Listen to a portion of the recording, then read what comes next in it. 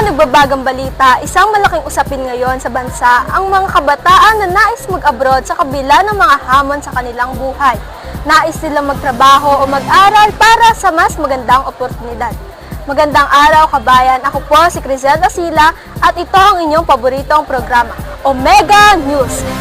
Para mas mabigyan tayo ng detalyadong ulat tungkol sa napapanahong issue ng mga kabataang Pilipino na nais mag-abroad, makakasama natin ang aking kasamahan na si Wina Iturralde.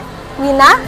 Marami ang naghahangad ng mas mataas na sahod, mas magandang oportunidad sa trabaho at maayos na pamumuhay para sa kanilang pamilya.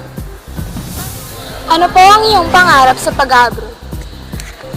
Ang tanging ko lang pangarap ay una-una is magkaroon ng pera. Kasi alam naman natin na ang pera talaga ang pinakamalagang bagay sa buhay natin. Tsaka yun na rin ang aking pinapangarap kasi gusto ko pong matustusan lahat ng gastusin ng aking pamilya, lalo na sa aking mga magulang, para wala na silang problemahin pa. Bilang sina Aileen at Joss sa 52% na Pinoy Gen Z na nagsasabing mas gusto nilang mangibang bansa para doon makapagtrabaho. Base yan sa pag-aaral ng isang health insurance provider.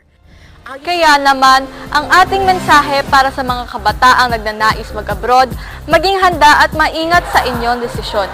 Magsaliksik ng mabuti, humingi ng payo sa mga may karanasan, at tiyaking laging protektado ang inyong mga karapatan. Salamat Wina sa detalyadong ulat. Tunay ngang marami sa ating kabataan ang nangangarap ng mas magandang kinabukasan sa ibang bansa.